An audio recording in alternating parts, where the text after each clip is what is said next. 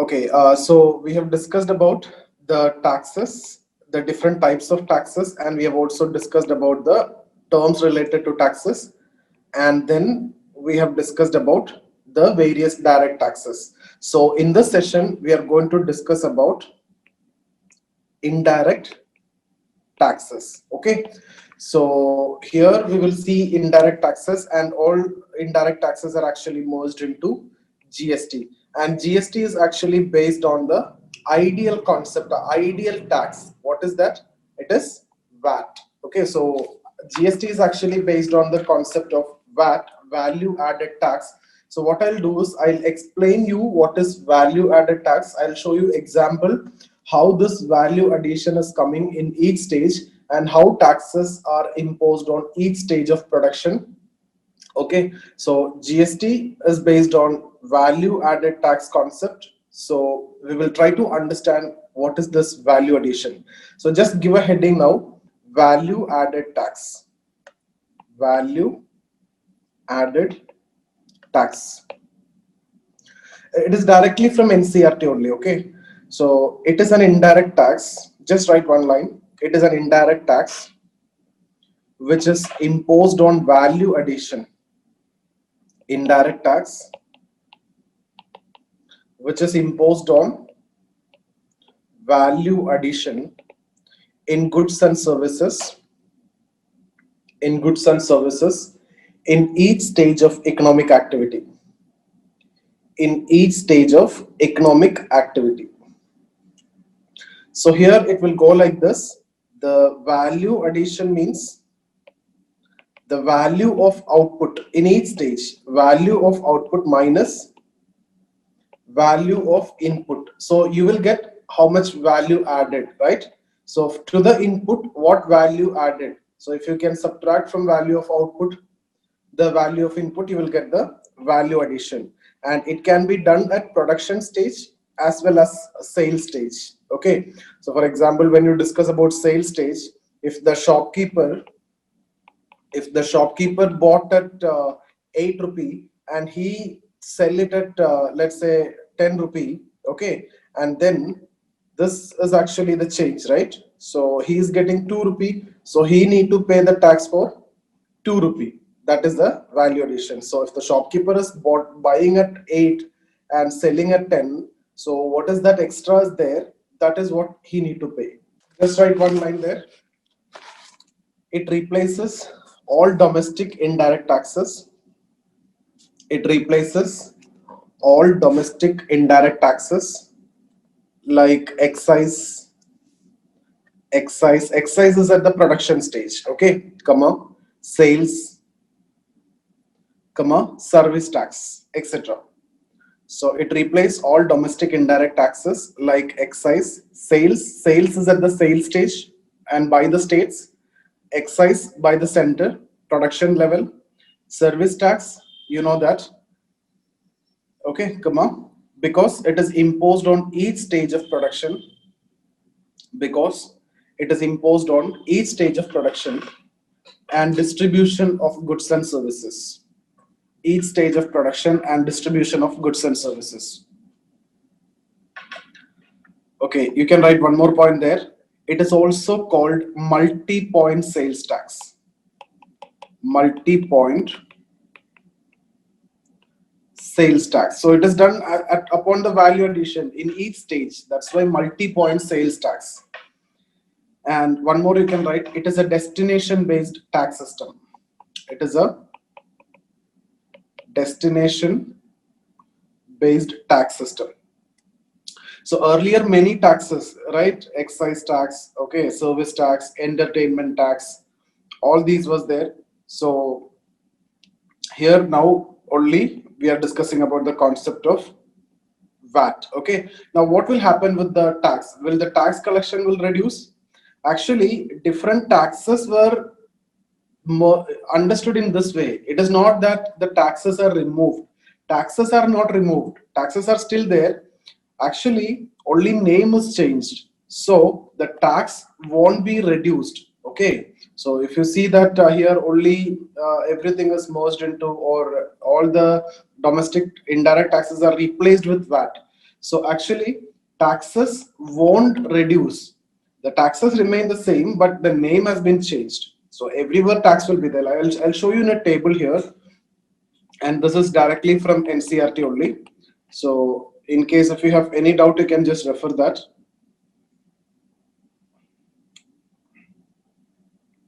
Stages, you can take down along with me different stages.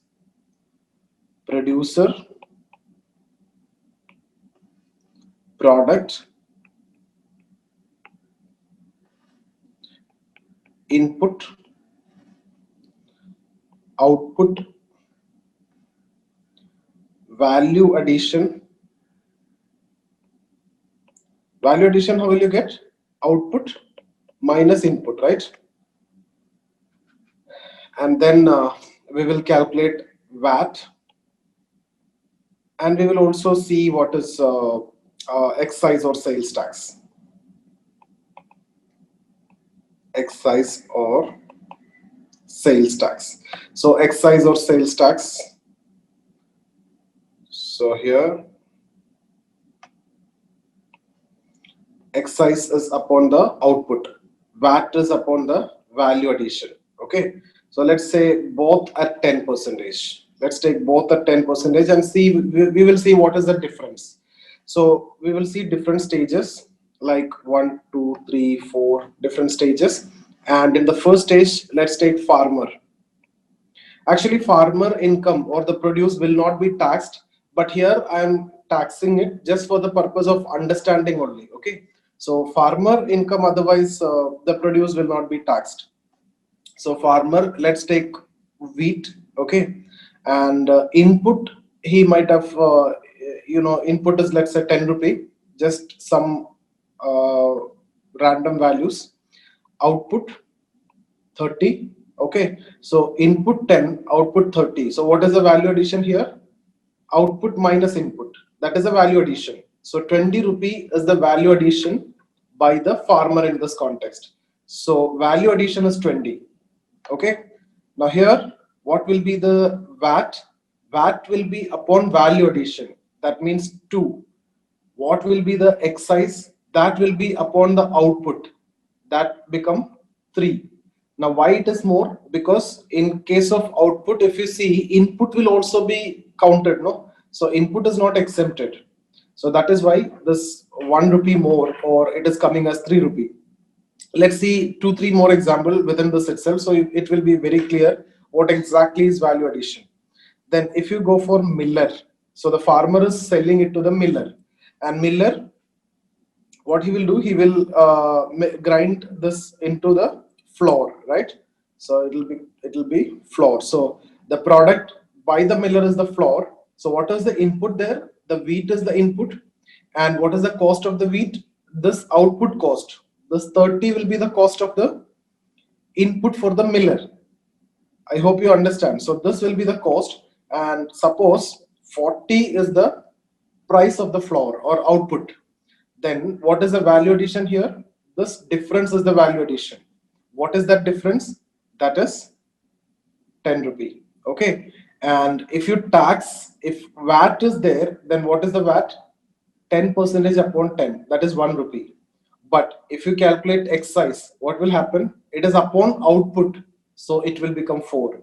So you see here, since you have paid before the tax, we here in the stage only 1 rupee is charged. But it doesn't matter whether you paid before or not, still you need to pay upon the output here. I hope you can understand the problem now. So instead of 1 rupee, you need to pay 4 rupee, because you need to pay again for the input, which already was taxed before. This 30 was taxed before, still along with this 40 also this is taxed. Okay, so that is actually the problem here.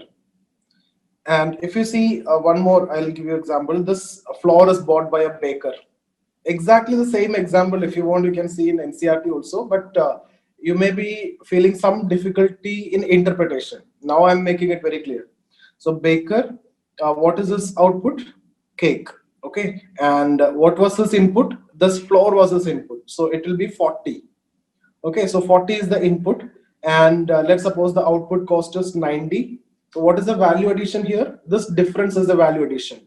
90 minus 40. What is that? 50 is the value addition. So what is VAT? VAT is upon this 50 value addition only, and that will be 5 rupee. But what about this case? Entire output will be taxed, so it will be 9 rupee. So you see here what is the difference. So in each stage, now see, in case of farmer, when he is selling it to the miller, he will grind into flour. So actually from this stage only the tax will come, because the farmer produce will not be taxed, no. But here, just for making you understand only, I am writing here, otherwise this will not be there. Okay, I hope that point is clear. Then fourth one, this cake finally come to the shopkeeper. So shopkeeper will sell it, right? So it's only for the sale. And what is the input cost here? 90. And suppose he's selling at 100. What is the value addition here? Here the service is there, so value addition is 10 rupee. So what is the VAT here? VAT will be upon this value addition only. So VAT is charged upon the value addition, and that will be 1 rupee. But what about the excise, or if you see upon the output, it will be 10 rupee.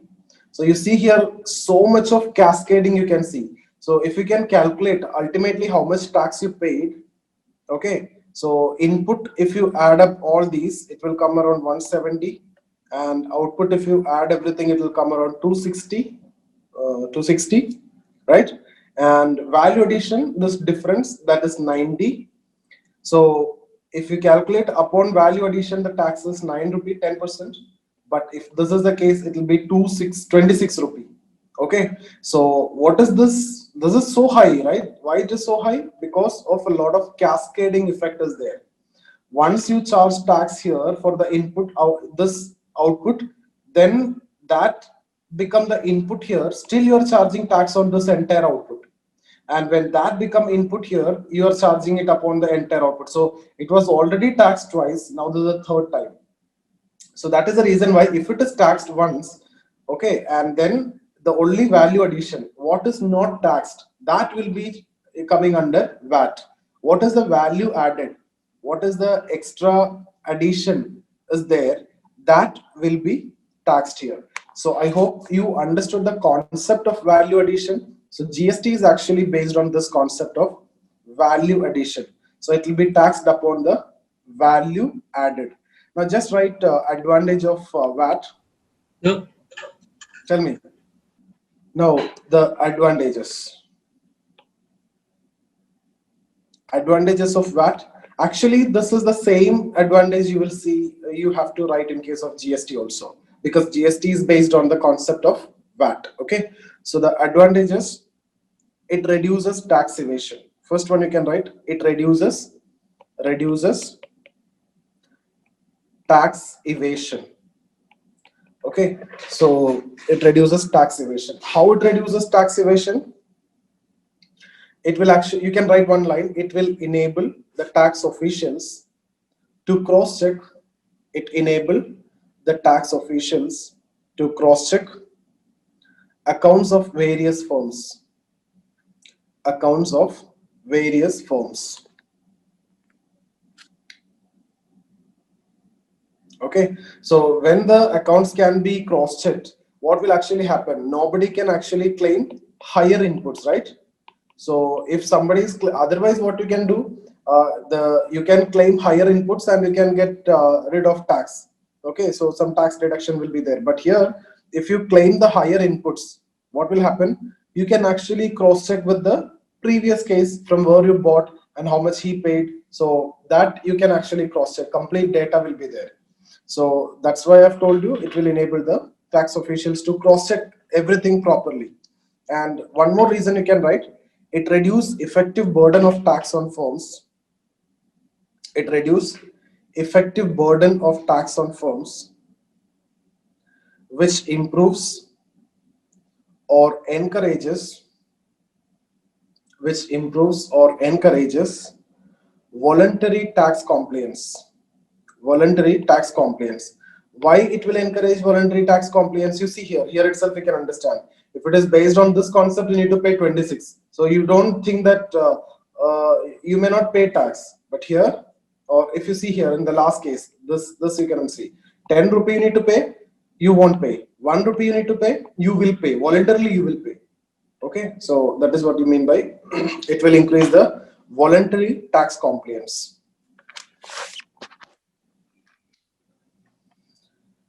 Next point you can write, it encourages firms to purchase. It encourages firms to purchase inputs from those firms, which have paid taxes to, which have paid taxes. Why? Why it will encourage the firms to purchase from those firms which have paid the taxes? Because it will reduce their own tax liability. Because if it is the input is paid already, then you just need to pay value addition only. Otherwise, once you complete your product, you need to pay complete output, right? Because input is not already taxed. So it will actually encourage the firms to purchase inputs from those firms which already paid tax. So that is another case. Sir, so it can be passed on from one stage to another. Yes.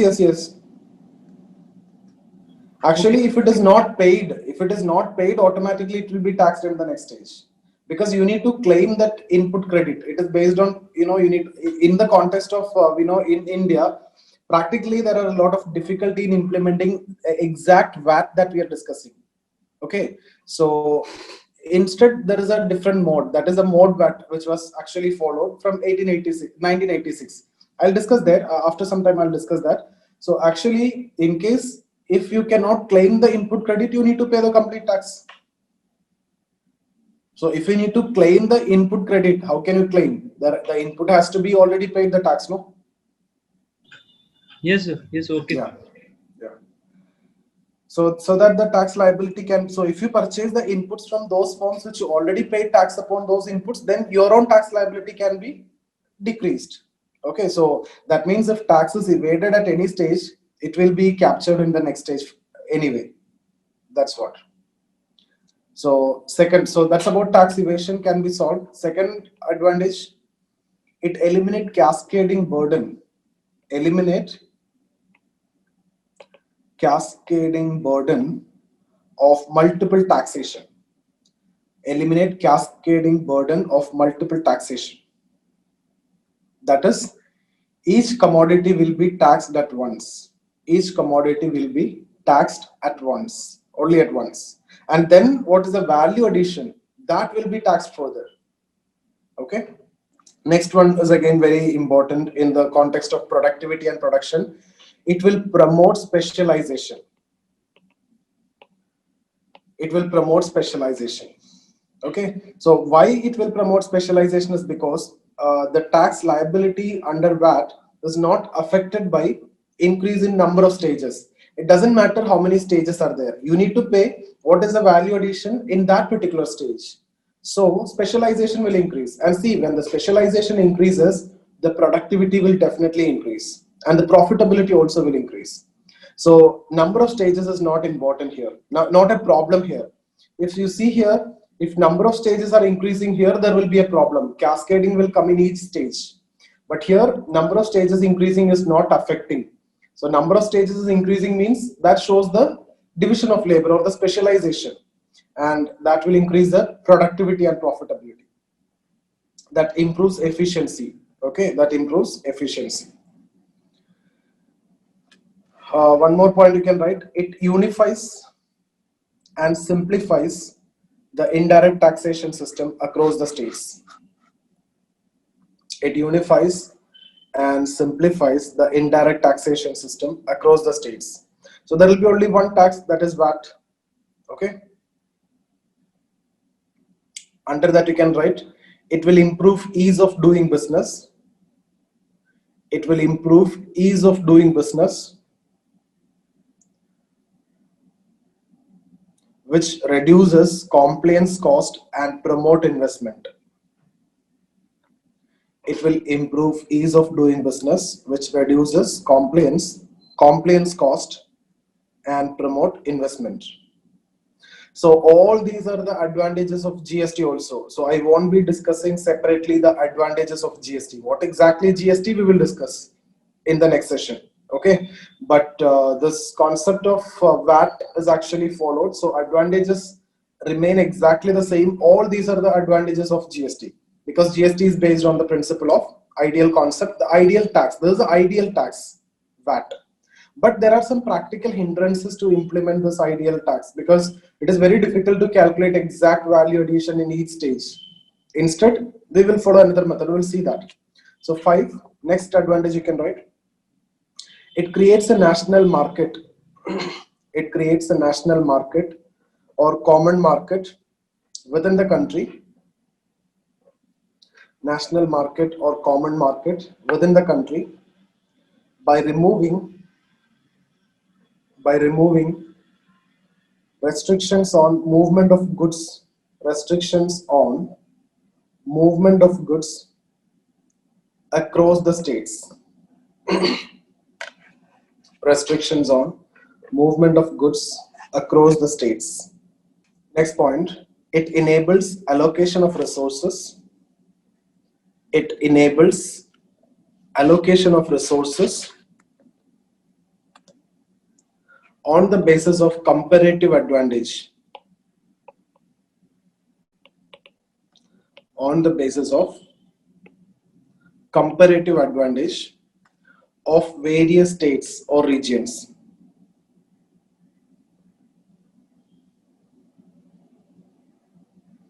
Comparative advantage of various states or region. That means each state will produce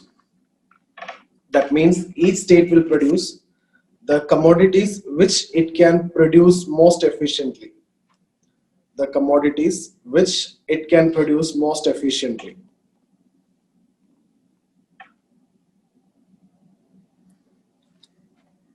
Continuation you can write, it will increase productivity and production at the national level.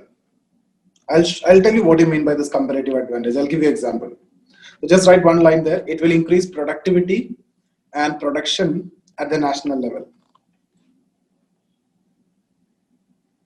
Okay, now you take the context of Tamil Nadu and Kerala. Okay, for example, if you see the cost of production of, let's say, this pen is 9 rupee in Tamil Nadu and in Kerala it is 10 rupee. Now in Tamil Nadu the tax is, let's say, 4 and in Kerala it is 1 rupee. Okay, so what will be the price? Price here will be 13 in Tamil Nadu and in Kerala 11. So you are from, let's say, Andhra Pradesh. Okay, you are from Andhra Pradesh, and from where you will buy this product? You will buy from Kerala. Why? Because the price is less in Kerala.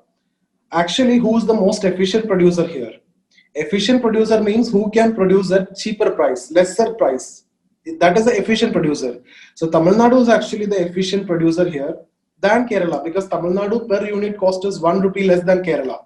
So if you talk in terms of efficiency and who's the efficient producer, it is Tamil Nadu. But why the price in Tamil Nadu is high? Because of tax. Now, if there is a uniform tax which is going to come, let's say 1 rupee, 2 rupees is a uniform tax, then it will be 11 here and it will be 12 here. So now, as a person from Andhra Pradesh, from where you will purchase? You will purchase from Tamil Nadu. So that is what I am saying. It will give the comparative advantage because then uniform tax is there. Whoever is the best producer, he will get that advantage. So the fittest will survive concept again. Okay, now the limitations. Limitation means what? It will be very difficult for developing countries to implement because proper records, infrastructure, all these are required to calculate these value addition properly. So that one point you can write, and that's exactly the limitation in case of GST also. Just write one line. It cannot be adopted in developing countries. It cannot be adopted in developing countries. There are problems. It cannot be adopted in developing countries because of lack of proper records, lack of proper records, infrastructure, etc.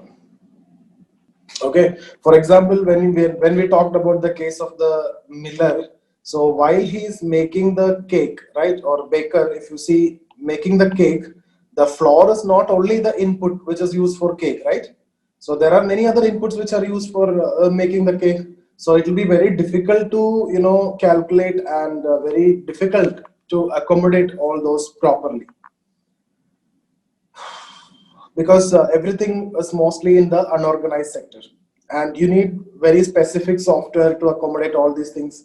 So, and since most of these activities are in the unorganized sector, it will be very difficult. Okay, now when GST comes, what will happen? Initially the price will increase, but later it will decrease. That is the idea, and that's what we have seen actually. So let's suppose the pen is there. Okay, pen cost, let's say 10 rupee. Now 10% is the tax. So what is the cost now? 11. Now when GST comes, the tax, let's say, is 15 rupee. Okay, so what the shopkeeper will do is, earlier 10 rupee, now 15, 10 percentage, now 15 percentage. So he will charge upon the 10 rupee, 15 percentage will charge. So it will become 11.5. Okay, but in both case, what is taxed? In both case, the output is taxed. So what is the flaw here? The problem here is, in case of GST, the pen should not be taxed. What should be taxed? Only the value addition should be taxed. And that will take some time to come at that level. And that's why this body, Anti-Profiteering Commission, was established to actually pass the benefit of GST to the consumer. Okay, otherwise the shopkeeper will tell only like this: it is 10 rupee and taxes 15%, so you have to pay 11.5%. But understand, it should be on the value addition. Okay, because the input tax credit, he will also get the input tax credit, previous person also will get the input tax credit, so everybody will get that. So you don't want to pay upon the complete output, you only need to pay upon the value addition. So initially this may be the case, may increase the price, but it will come down automatically. That is the ideal tax. Now what we followed, okay, mode VAT. Just give a heading, mode VAT. Mode VAT means, as its name tell you, it is modified VAT. As I've told you, there are some limitations in implementing the ideal tax. This is what we have followed, and it was adopted in India in 1986 on the recommendation of L.K. Jha Committee. It was adopted in India on the recommendation of L.K. Jha Committee. It was adopted by the central government on production stage. On production stage. So it was adopted by central government. So production stage. Production tax belongs to whom? Central government. So that's why central government can control only production stage, no? Why not at the sales stage? Because as per constitution that we have discussed in the fiscal federalism chapter. So as per constitution, the sales tax belongs to whom? The sales tax will go to states. So if you need to implement this at the sales level, sales stage, then you need the permission of the state, right? You need if something is affecting the state, you need the permission of the state, and the state also need to be ratifying this case. So just write one line under mode VAT. Under mode VAT, manufacturers have to pay taxes on the basis of their value of output. Manufacturers have to pay taxes on the basis of their value of output, but the taxes paid on inputs. So you will pay for output. Okay, so you will pay here for the output, not for the value addition. But what will be done? The taxes paid on input can be offset or reimbursed. Mostly it will be reimbursed only, or at the time of payment it will be offset. Okay, so we have discussed about the actual problem with VAT. So it will be difficult in developing countries. So what we will do, we will tax on output and then input will be reimbursed. I'll show you again in a table. For example, VAT we have discussed from the previous table we can take. Okay, or if spaces there, no spaces there. So I'm going with the new one. Continuation from what we have, where we have stopped. Okay. And what was the exercise there? We will write, and then we will see mode VAT.